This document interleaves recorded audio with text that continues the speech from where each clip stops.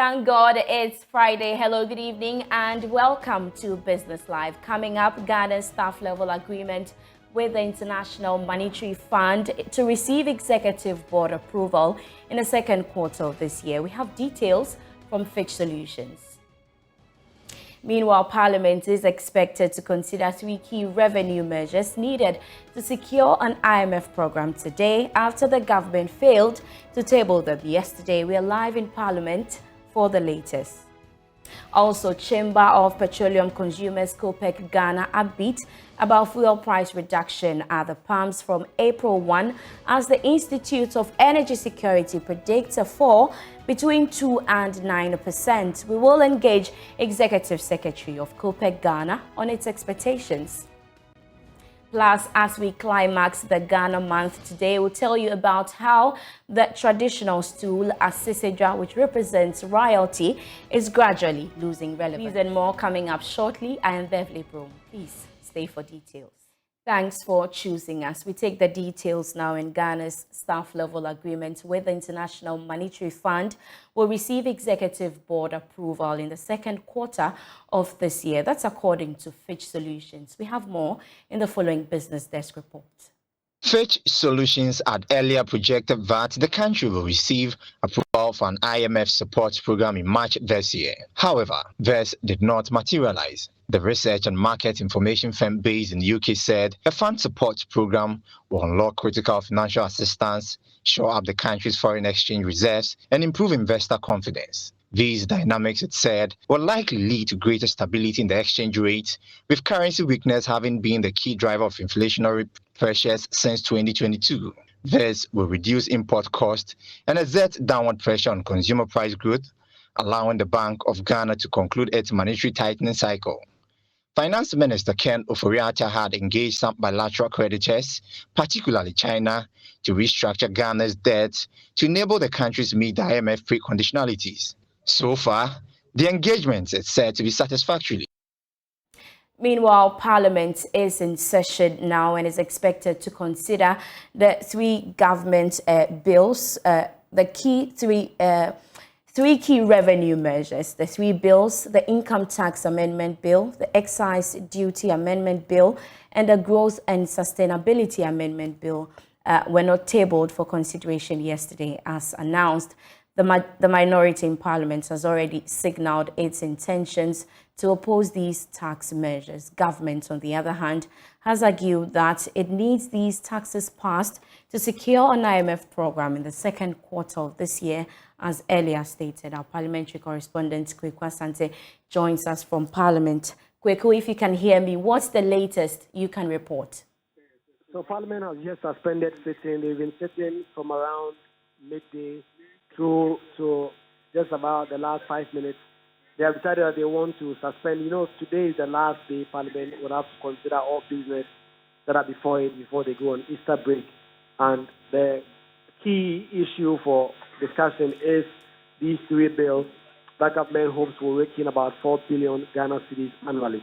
The minority, like you said, have insisted they will not join the majority to approve this. It has become, therefore, a numbers game. Parliament has been sitting. We're expecting that we're going to take these issues and discuss, but they have not done so. What they have done is to suspend sitting from now till about 7 p.m. It is expected that within the next 2 hours, that this break is taking effect. The leadership are going to continue negotiating. They are going to continue talking to each other to try and reach some form of an agreement before they come back to the floor around 7 p.m. to continue. Usually, for such large days in Parliament will sit through midnight before they adjourn. And so these three tax measures will be taken today, and we expect that after 7 p.m. when the House reconvenes, they will be called and then a vote will be taken. What's going to happen if Parliament is unable to pass these revenue measures? Government has already said that without these three revenue measures, it will be very difficult to get the IMF bailout. And so they've been imploring the minority to join them to approve the tax measures. And so since the minority have been taking this hardline stance, the majority say they will be using their own numbers to ram this through. So ultimately, if it comes to the numbers game, the MPP have 137 MPs. Mind you, one of their colleagues has just lost their life, so it is 137. And then the NDC will have 136. If MPP are able to marshal all their numbers on the floor of Parliament today, they will be able to pass the measure. So government is not considering any option at all that will mean that Parliament will go on Easter break without having approved these tax measures. But Kweku, if they go on the break without passing these measures, is it possible for them to be called back? Indeed, there are several provisions that exist in Parliament standing orders that allow for emergency meetings to be called to consider such urgent businesses. And so a certain threshold would have to be needed. Usually half of MPs or 1/3 would have to sign on to a memo directing the Speaker to recall the House to come and do this. It hasn't been done in a while now. And so government will not want a situation where they would have to use that option. Ordinarily, they will be expecting that the majority side will get its numbers to be in Parliament today, and before Parliament will go on Easter break, they'll be on break for almost the whole of April, and maybe the first 2 or 3 weeks in May before they return. And so this is something that Parliament is expected to pass, because government side is not looking at any option that will mean that they are not taking it before they go on break. Thank you so much. Kweku Asante is our man in Parliament, and he'll be bringing us update as and when it happens. Now, away from that, the Securities and Exchange Commission has indicated that the proposed Investor Protection Fund that should take off from next year, the fund will provide some support to investors who should their investments go bad, just like the Depositors Protection Scheme for the banking sector. Director General Reverend Daniel Ogbamitete has been speaking on PMS Press Business Edition. What we are lacking is a broader based investment fund, and that's why we are talking about the Investor Protection Fund, which the idea would be to provide some minimum protection for investors. And I'm stressing minimum because in fact, there's nowhere that, as far as I'm aware, so maybe not even in US, and I know, yes, where investment funds fully indemnify, investors. The idea is to provide some minimum protection. Now, we are aware that we don't have, apart from the Fidelity Fund, which is limited and it defined on the Ghana Stock Exchange. We don't have anything for the asset management industry. So that's why we are now looking at creating the Investor Protection Fund. So about 3-4 years back, we developed the concept paper, for it, but we need some assistance to structure it, because if you are going to attract funds into the fund from various entities, it has to be done in a certain way. So we are having to rely on the services of a consultant to help us properly structure it and then to mobilize the fund. So we are at the stage in terms of doing that background work, to set it up and then to look at how to attract funds into it. So I want to believe that by the end of this year we should have completed the process of having it set up, and then we can look at how it will be funded in a way that it will serve the purpose. So some of the all other things being equal, maybe from next year this fund should take off. Looking at the work that you've done so far, I am confident that from next year we should, because we need to have it in place. Please. Now, professional marketers have been advised to employ the global best practices in their work to help remove misconceptions about the profession and also help meet the United Nations Sustainable Goals. Speaking at the IMC Quarterly Virtual Summit 2023 on the theme, Avoiding the New Marketing Myopia, Returning Marketing to its Noble Roots, former Executive Vice President of Unilever Ghana and Nigeria, Yawin Sakwa, advised marketers to uphold good standards and best practices.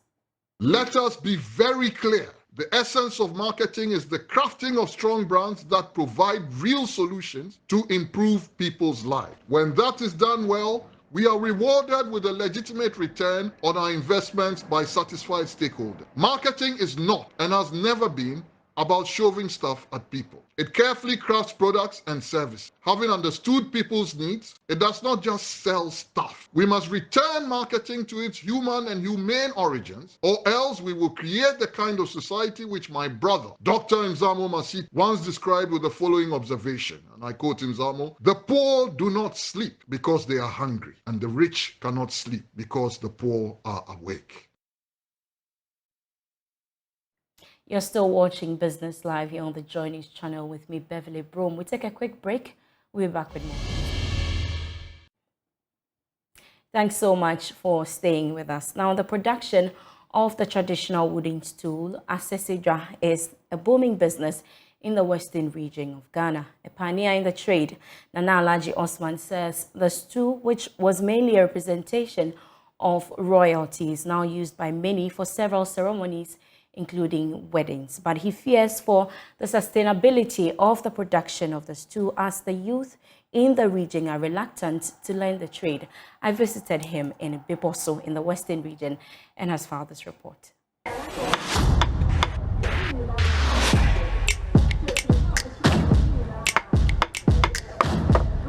The whole western region, my brother and I are the only traditional stool specialists in the whole of western region. People even come here to purchase the stools in bulk to go and sell. This is Nana Alhaji Osman, a traditional stool specialist for 3 decades. The Asesidra is a traditional Ghanaian stool with a symbolic meaning. It is a carved wooden stool common in sub-Saharan West Africa, often considered a representation of royalty as it is mainly used by chiefs and queens. Its reverence, however, has dipped as people without royal lineage but are highly respected in society purchases them for personal use. They are considered to have both spiritual and traditional relevance. The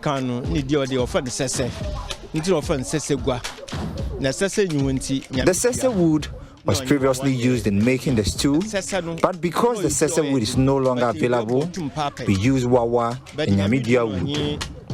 Sese is a very hard wood, but unable to withstand harsh weather conditions.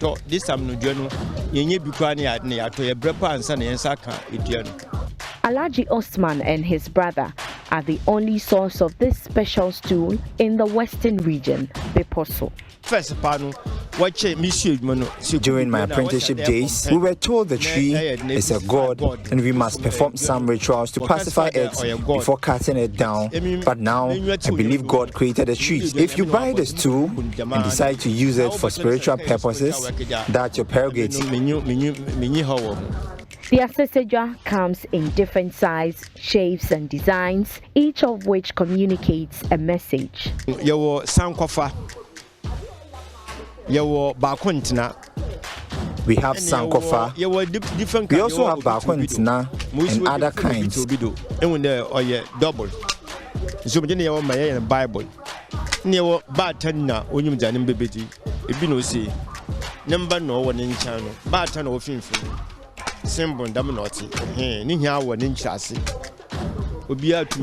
The stool can be used by all persons. He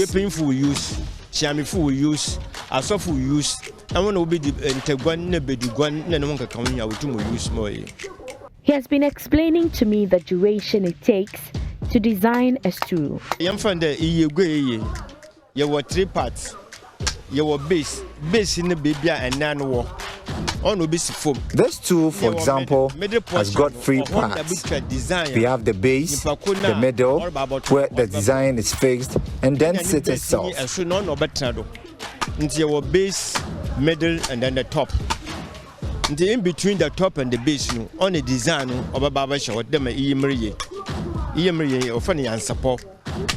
After carving the stool, we use sandpaper and apply lacquer to give it a good finish. And then the different paint down here. If you was up in there, the issue, if you have a simple design, on why 2 days, the design will determine the number of days we can finish a stool. A simple design can take 2 days, but complicated ones can take approximately 2 weeks. Prices are also changed and size of the design you want. The ones here are 1,000 Ghana cedis each. It can be bargained to 800 to 700 cedis. For someone to be in the business for 30 years, it goes without saying that the returns corresponds with the work delivered. This business is really going on well as compared to previous years. A lot of people like pastors and newlyweds are buying this year.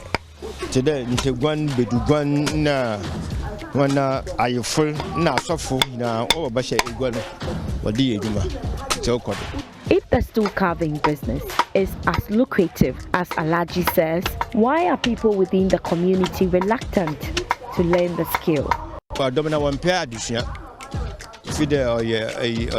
The youth here have refused to learn carving because they don't consider it to be a good job. Initially, my brother was hesitant to learn the trade, but he came to the market with me one day and saw how I was making money, and he decided to join me. Learning the skill keeps tradition alive. As the old adage says, it lives on. But how can this be if the youth is reluctant in learning the stool carving business? Beverly Broohm, Joy Business.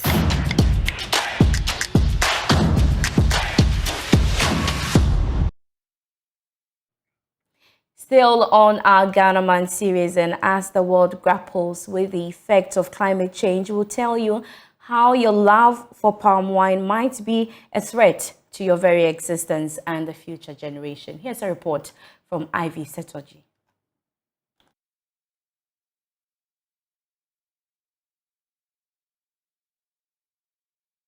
Global warming caused by carbon emissions might appear theoretical and perhaps far from you.